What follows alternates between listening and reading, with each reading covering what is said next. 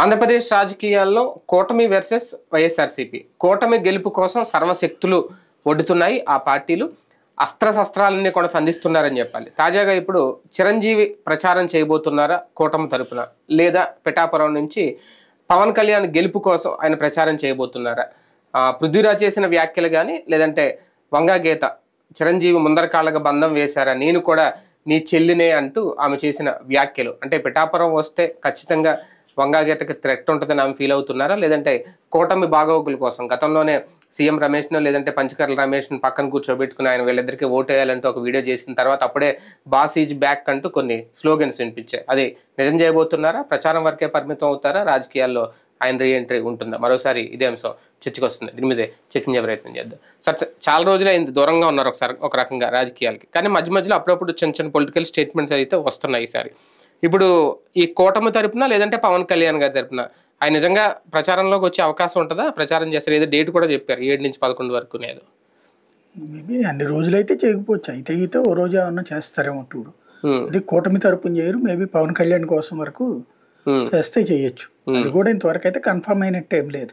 Confirm అయితే జనసేన అధికారికంగా చెప్పేది కదా. ఇదంతా వీళ్ళ ఊహ ఏంటంటే ప్రెషర్ చేయడం ఆయన్ని.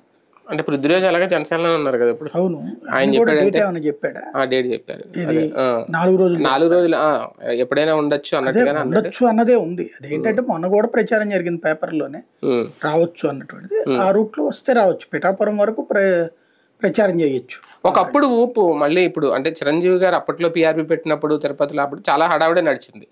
ఇప్పుడు మళ్ళీ అదే సీన్ ఉంటుంది అంటారా? నిజంగా ఆయనకి అంత ఉందా రాజకీయాలు? పవన్ కళ్యాణ్ వచ్చినా కూడా జనం ఉండట్లేదా? పవన్ కళ్యాణ్ ఉన్నప్పుడే జనం వచ్చినప్పుడు వాళ్ళ అన్నయ్య అయినప్పుడు ఈయనకి ఎదుర్కొంటారు.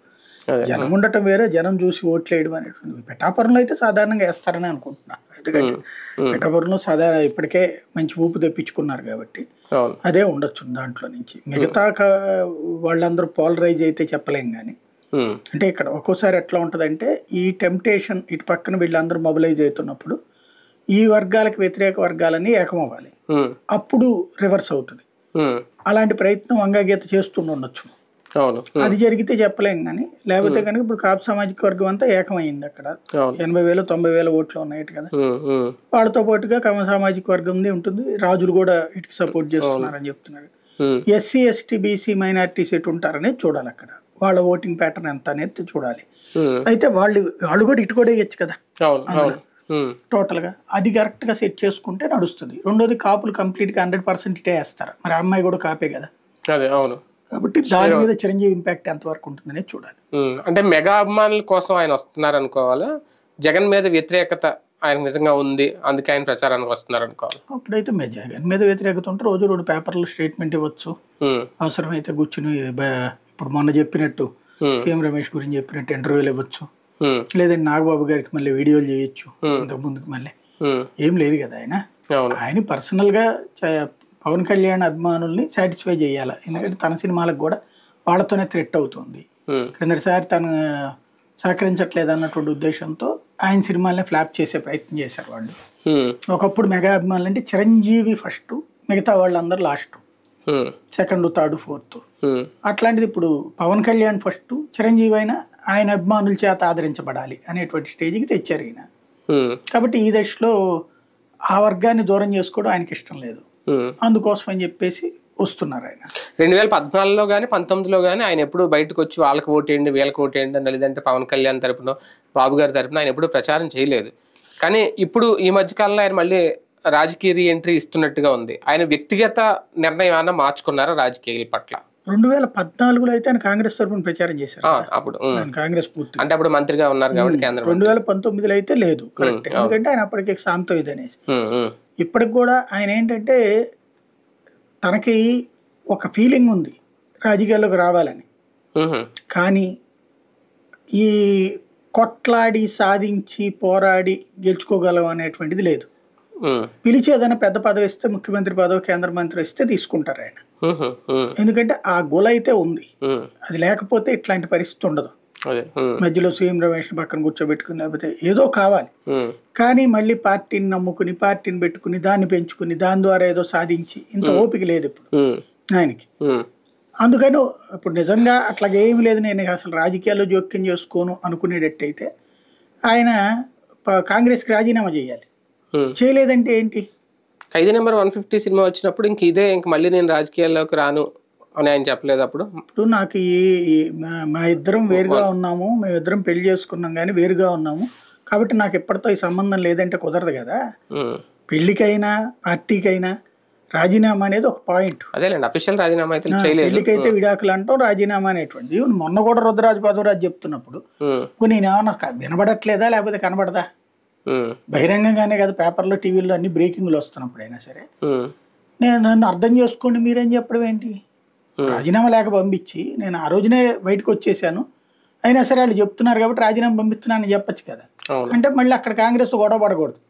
ఏ రోజన్నా ఏదన్నా అవసరం అయితే మళ్ళీ కాంగ్రెస్ పార్టీతో ఉండొచ్చు. అప్పుడు ఏఐసిసి ఎలక్షన్ టైంలో కూడా ఇంకేదో సభ్యత్వం ఉందని పిలిచినట్టున్నారు కదా, సంబంధించిన కాగితం పంపించారు. అదే చెప్పేది, నేను లేను అని ఆయన నోటితో చెప్పట్లా, క్రియాశీలంగా లేనంటున్నారు అంతవరకే గాని రాజకీయాల నుంచి దూరం అయినట్టు చెప్పట్లా. అదే సందర్భంలో లేదు నిజంగానే రాజకీయంగా కంప్లీట్ గా దూరం అయ్యారన్నప్పుడు మొన్న సీఎం రమేష్ నేను పోనీ వాళ్ళిద్దరు ఏమన్నా పెద్ద పుడింగులు అయితే అనుకోవచ్చు. సీఎం రమేష్ పంజికల్ రమేష్ ఎవరు అసలు? వాళ్ళిద్దరికి చెప్పడం ఏంటి? ఈయన రాజకీయాలు ఇంట్రెస్ట్ లేదంటే ఎవరైనా ఇప్పుడు ఏంటంటే ఆయనకి డైరెక్ట్ గా గనక రాజ్యసభ ఇచ్చేసి కేంద్ర మంత్రి పదవి ఇస్తానంటే పంచకర్ల రమేష్ అంటే ఇంతకుముందు పిఆర్పీ పెట్టినప్పుడు ఉన్నారు కాబట్టి ఆయన సపోర్ట్ చేశారు అనుకోవచ్చు. ఈయన లేరు కదా సీఎం రమేష్ అనేది. ఆ లెక్కనైతే కానీ గంటా శ్రీనివాసరావు కూడా చెప్పచ్చు కదా. అలా అయితే వంగాగీత కూడా మరి పిఆర్పీ ఎమ్మెల్యే కదా. కాబట్టి అట్లా కాదు కదా, రాజకీయాల మీద ఇంట్రెస్ట్ లేదన్నప్పుడు ఒకటి రాజీనామా చేసేయాల, రెండోది నీ కాన్సెప్ట్ ఏంటన్నటువంటిది వద్దనుకున్నావు కాబట్టి క్లియర్గా ఇప్పుడు వాళ్ళ తమ్ముడికి ఓటాలో 5 కోట్ల రూపాయలు ఇచ్చారంటే ఒక అర్థం ఉంది, మా వాడు మంచోడని చెప్పచ్చు. పార్టీ ఫండ్ ఆయన పార్టీ అక్కడ ప్రచారం చేయడంలో కూడా తప్పులేదు. పిఠాపురంలో తన సోదరుడు వరుణ్ తేజ్ ఏమి రాజకీయాలు చేయడానికి రాలేదు కదా, ప్రచారం చేసి పెట్టాడు. లేకపోతే అభిప్రాయదీనం వీళ్ళందరూ కూడా వాళ్ళకు కూడా ఇదేం లేదు కదా, ప్రచారం చేసి పెట్టడం అనేది ఒక గౌరవంగా అభిమానంగా ప్రేమతో చేయడం, అట్లాంటివి చేయడంలో తప్పు లేదు. కానీ మధ్యలో సీఎం రమేష్ పంజికల్ రమేష్కి ఎందుకు చెప్పినట్టు? అక్కడే తేడా ఉంది, ఆయనకి సంథింగ్ ఏదో ఉంది. సీఎం రమేష్ అంటే కొద్దిగా పెద్దోడు కాబట్టి ఏదన్నా పని చేసి పెడతాడు రేపొద్దున జాతీయ స్థాయిలో. అంటే రేపొద్దున ఏదన్నా ఈయన గనక ఆ స్థాయిలో అవకాశం దొరుకుద్ది అనుకుంటే గనక రెడీ అనమాట. అది కాన్సెప్ట్.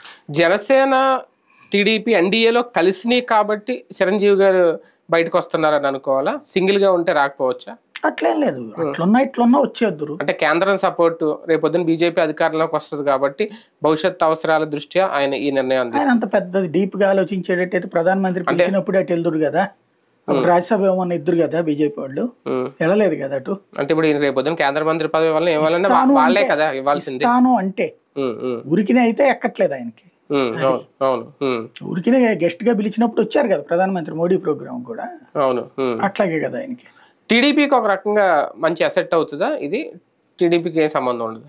టీడీపీ అంటే పిఠాపురంలో టీడీపీకి కూడా ఇళ్లతోనే కలిసి ఉన్నప్పుడు ఇంకేముంది, అంటే ఆ నియోజకవర్గం కూడా ఓటేయండి అని చెప్తే గనక అప్పుడు వాళ్ళకి అసెట్ అవుతుంది. తెలుగుదేశం బీజేపీలకు కూడా ఓటేయండి అని చెప్తే లెక్క ఉంటుంది. పవన్ కళ్యాణ్ గెలిపించండి అని చెప్తే దాంట్లో ఏం పెద్ద ఇష్యూ కాదు. వంగాగీతకి థ్రెట్ అని అనుకోవాలి ఇప్పుడు పవన్ గెలిస్తే వంగాగీతకి థ్రెట్ అంటే ఈయన ప్రచారం అంటే గెలుస్తారా లేదని ఉంది. ఇప్పుడు పవన్ కళ్యాణ్ అయినా చిరంజీవి అయినా, ఇప్పుడు చిరంజీవి వచ్చారని చెప్పి కొత్తగా ఎవరన్నా ఓటర్లు మారతారా? అంత ముందే అయిన వాళ్ళు. ఒకటేంటంటే అదొక సపోర్టింగ్ వాయిస్, అంతకు మించి అదనంగా వచ్చేది ఏం లేదు. చిరంజీవి గారు వైఎస్ఆర్ కాంగ్రెస్ పార్టీ ఓటర్లు అందరూ మారిపోయేసి చిరంజీవిని చూసి మారిపోతారా, లేకపోతే ఇంకెవరన్నా కమ్యూనిస్ట్ ఓటర్లు వచ్చేమన్నా మారిపోతారా? అంటే ప్రచారంలో హడావుడి అయితే ఉంటది గ్యారంటీగా. ఆయన అయినా పవన్ కళ్యాణ్ అయినా వస్తారు జనం. ఆ జనాలు సరే ఇక్కడైతే పిఠాపురం అయితే నేను గెలుస్తాడని అనుకుంటున్నాను పవన్ కళ్యాణ్. దానికి అదనంగా ఈయన కూడా నేను కూడా ఇది తలా చేసినట్టుగా చేసినట్టు అనమాట. వీళ్ళందరూ వస్తే మెజారిటీ ఏమన్నా పెరిగే అవకాశం. చిరంజీవి గారి మీద నాగబాబు పవన్ కళ్యాణ్ గారు అన్న ఒత్తిడి తీసుకొచ్చి ఆయన బయటకు తీసుకొస్తున్నారు. అట్లాగని నేను అనుకోవట్లేదు, వీళ్ళైతే అడుగుంటారు అనుకోని నేను. ఆయనే వస్తానని చెప్పాలి ఒకవేళ వచ్చేటట్టయితే మాత్రం. ఎందుకు అంటే ఇది నేను చెప్పినట్టు సినిమాల అభిమానులు అయిపోయారు వాళ్ళంతా. ఇదివరకు చిరంజీవి గారి అభిమానంతో వీళ్ళని చూసేవాళ్ళు, ఇప్పుడు వీళ్ళ అభిమానంతో ఆయన చూస్తున్నప్పుడు ఆయన మార్కెట్ కూడా సస్టైన్ చేసుకోవాలి. ఒకప్పుడు ఆయనదే మార్కెట్, ఇప్పుడు ఆ మార్కెట్ సొంత మార్కెట్ లేదు, చాలా కాలం అయిపోయింది కదా అయింది. ఆ రోజునున్న ఇప్పుడు మేము వయసులో ఉన్నప్పుడు హీరో, ఇప్పుడు మా వయసులో ఈ స్టేజ్కి వచ్చినప్పుడు హీరో. ఇప్పుడు అట్లాంటిది లేదు కదా, ఇప్పుడు అంతా ఉన్నటువంటి వాళ్ళకి పవన్ కళ్యాణ్ లెక్క కాబట్టి తేడా ఉంటది కదా. నిజంగా కూటమి ప్రభుత్వం వస్తే చిరంజీవి గారికి ఏమైనా అదన ప్రయోజనం అన్న ఉంటుందా? ఇండస్ట్రీకి సంబంధించి కీలక నిర్ణయాలు తీసుకోవడంలో ఆయన పాత్ర, లేదంటే మొత్తం మన టికెట్ల రేట్లు అవన్నీ అన్న మార్పులు చేర్పులు చేసేస్తారా? ఆయన వచ్చాడని ఏం చేయక్కర్లేదు. కూటమిగా ఏర్పడితే కనుక ఖచ్చితంగా సినిమా టికెట్ రేట్లు పెరుగుతాయి. షోలు మళ్ళీ షోలు కూడా ఇదివరకు మళ్ళీ బ్లాక్ లో అమ్ముకోవచ్చు, రేట్లు ఎక్కువ పెట్టి అమ్ముకోవచ్చు, ఎక్స్ట్రా షోస్ పెట్టుకోవచ్చు, ఇవన్నీ చేస్తారు ఆటోమేటిక్ గా. అది వాళ్ళ అభిమానులకి సంతోషం, మిగతా వాళ్ళకి చిరాకు. అది కామన్ అన్నమాట. మన చిరంజీవి గారి డిమాండ్లు అవే కదా, చిన్న నిర్మాతలను ప్రోత్సహించారు కదా. ఆయన అడిగిన డిమాండ్లు అన్ని నెరవేర్చారు. ఇంకా ఆయన అడిగిన వాటిలో తేడా ఏం లేదు. ఇంకా కొత్తగా చేసేది ఏముంటది మరి? అదే అనేది దాంట్లో ఏం లేదు. పవన్ కళ్యాణ్ కోసం రావాలంతే, అంత మించేం లేదు.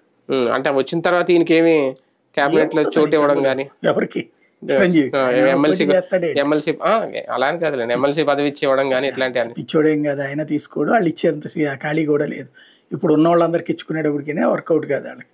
ఇంకెవరికి ఇస్తారు? ఇంకోటి ఈయన తీసుకునే రకము కాదట. వెళ్ళి చంద్రబాబు మంత్రివర్గంలో మంత్రిగా చేరతాడు ఈయన. కానీ ఆ పరిణామం జరిగిన తర్వాత, కలిసి వచ్చిన తర్వాత నిజంగా జగన్ మీద వ్యక్తిగత ద్వేషం పవన్ తో పాటు చిరంజీవి గారికి కూడా ఏమైనా పెరిగింది అనుకోవచ్చా? అది ఉండుంటే కనుక ఇట్లా ఉండేది కాదు కదా. ఇప్పటికే 4 సినిమాలు. ఎందుకంటే పదే అదే విషయాన్ని పవన్ కళ్యాణ్ ప్రస్తావించిన ఏ రోజు దాన్ని ఖండించలేదు. ఇప్పుడు పవన్ కళ్యాణ్ చేతులు కట్టుకున్నారు, దండం పెట్టారు, వాడుకోవాలనుకుంటాడు. పవన్ కళ్యాణ్ ఇప్పుడు జగన్ ఎట్లయితే తన నాన్న సెంటిమెంట్ వాడతారో, ఈయన వాళ్ళ అన్న సెంటిమెంట్ వాడాలనుకుంటాడు. అన్నయ్యని అట్లాగా అన్యాయం చేశారు అన్నటువంటిది. ఆయన ఒక్క ముక్క చెప్పమనండి, ఆ ముక్క మాకు అన్యాయం చేశారు అదే అంటున్నాను, ఎప్పుడు చెప్పలేదు కదా. అదే మరి అది పవన్ కళ్యాణ్ ఆయన్ని బ్యాడ్ చేస్తుంది పవన్ కళ్యాణ్. పవన్ కళ్యాణ్ వల్ల వాళ్ళ కుటుంబానికి ఏం ఒరిగిందో తెలియదు కానీ కుటుంబానికి బ్యాడ్ అయింది మాత్రం పవన్ కళ్యాణ్ వల్ల. ఆయన ప్రవర్తిస్తున్న తీరు, ఆయన మాట్లాడుతున్న తీరు. చిరంజీవి ఇట్లా ఎప్పుడు భాష మాట్లాడాల, తొక్కేయండి, నారదీస్తాం, చంపేస్తాం, లేకపోతే అట్లాంటి పదాలు ఎప్పుడు వాడలేదు. హుందాతనం అనేది ఉండేది ఇదివరకు మెగా ఫ్యామిలీ అంటే. ఆ హుందాతనంలో అప్పుడప్పుడు చిరాకు తెప్పించేటువంటి వ్యవహార శైలి నాగబాబుది. సరే, ఆయన ఏంటంటే కొంచెం సెటారికల్ గా వేస్తూ ఉంటాడు కాబట్టి జబర్దస్త్ స్టైల్లో అనుకోవచ్చు. ఆయన అంత పెద్దగా ఎక్కువగా లెక్క పెట్టరు. వాళ్ళ పార్టీ వాళ్ళ వరకు సంతోషం ఉంటుంది కానీ మిగతా చర్చనీయాంశం కాదు మిగతా పొలిటీషియన్స్. బట్ పవన్ కళ్యాణ్ చేస్తే ఖచ్చితంగా చర్చనీయాంశమే కదా. అందులో సంస్కారయుతంగా ఉండాలా, హుందాతనంగా ఉండాలా. ఇప్పుడు నరేంద్ర మోడీ ఎప్పుడన్నా బూతులు మాట్లాడటం చూసామా? లేదు. రాజశేఖర రెడ్డి చూసామా? ఎన్టీ రామారావు చూసామా? రోసేజ్ చూసామా? కిరణ్ కుమార్ రెడ్డి చూసామా? ఎవరిది లేదే. ఈ తరహా భాష ఏది నేల నాకిస్తాను, లేకపోతే గనక నరకాలు స్పల్లింగులు రాయిస్తాను, ఇవన్నీ సినిమాల్లో డైలాగులు ఆయన కూడా చెప్పలేదే, చిరంజీవి కూడా. అవన్నీ ఉన్నటువంటి మనిషి వాళ్ళ అన్నయ్యను కూడా అట్లాగే వాడేసుకుంటున్నాడు. దానికి ఎవరేం చేయాలి? ఎందుకు ఎంత స్ట్రాంగ్ ప్రయత్నం చేస్తున్నారు పవన్ కళ్యాణ్? మెగాస్టార్ చిరంజీవి కూడా దించేసి ఆర్టిస్టులని వాళ్ళందరినీ డాన్స్ మాస్టర్ని తీసుకొచ్చారంటే ఆయన ప్రయత్నించాడని నేను అనుకోవట్లేదు. ఆయన కోసం ఈయనే చెప్పుడు 5 కోట్ల రూపాయలు ఈయన అడిగితే ఇచ్చాడు ఆయన. ఆయన సోదరుడికి ఇప్పుడు పక్కనే వాళ్ళ అభిమానులు ఫీల్ అవుతున్నారు కదా అనేటువంటి ఉద్దేశంతో చెయ్యొచ్చు. అది తమ్ముడిని సీఎం గా చూడాలనుకుంటున్నారు ఆయన. అంతే కదా. గతంలో ఏదో సందర్భంలో తెలుసు కదా, అది జరగదని తెలుసు కదా. తమ్ముడు సీఎం కావాలంటే ముందు అక్కడ 21 సీట్లతో సీఎం అవుతారా?